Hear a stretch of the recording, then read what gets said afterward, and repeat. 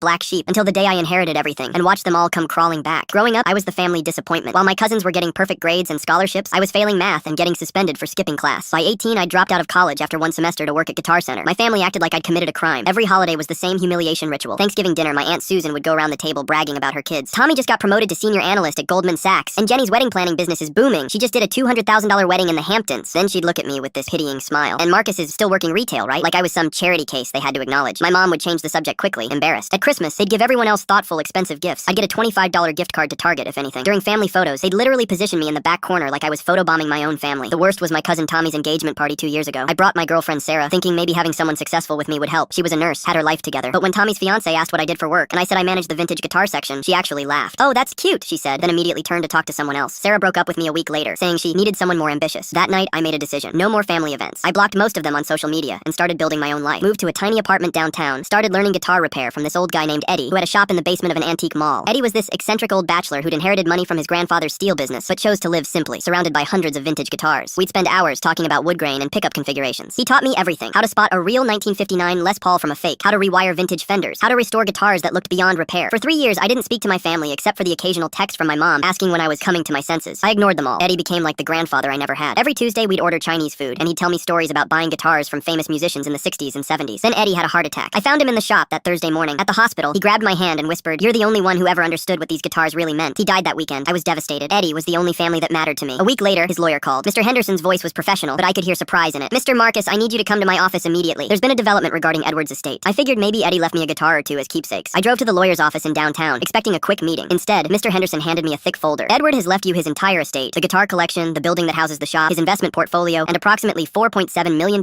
in various accounts." I literally couldn't speak. Eddie had never mentioned money, investments, anything. He lived like he was barely scraping by. Turns out his grandfather's steel company had been worth way more than anyone knew, and Eddie had been quietly investing for decades. "There's also this," Mr. Henderson said, handing me a handwritten letter. "Marcus, you're the only person who ever saw these guitars as more than dollar signs. You understand that a 1952 Telecaster isn't just wood and wire? It's 70 years of music history. Take care of them. Take care of yourself. You're worth more than your family ever realized. Eddie." I sat in my car outside the lawyer's office and cried for an hour. Within 48 hours, somehow word had gotten out. My phone started buzzing with texts I hadn't seen in 3 years. "Cousin Tommy. Hey man, heard about your inheritance. We should grab dinner soon. I've got some investment ideas." "Aunt Susan. Marcus, honey, I've been thinking about you so much lately. Would you like to come to Sunday dinner this week?" My mom called, sobbing. "I'm so sorry we didn't support your passion, sweetheart. I always knew you were special." Even Tommy's fiancé, who'd laughed at my job 2 years ago, sent a Facebook friend request with a message. "I feel terrible about how we lost touch. Would love to reconnect." The most pathetic was my ex-girlfriend Sarah. She texted, "I saw the news about your inheritance. I never stopped thinking about you. Maybe we could get coffee and talk? Next weekend is my mom's birthday party. For the first time in 3 years, I'm invited. Actually, I'm not just invited, I'm the guest of honor. Mom wants to celebrate my success and bring the family back together. I'm going, but not for the reasons they think. I'm going to honor Eddie's memory by showing them exactly who I am now. Sometimes the black sheep becomes the shepherd."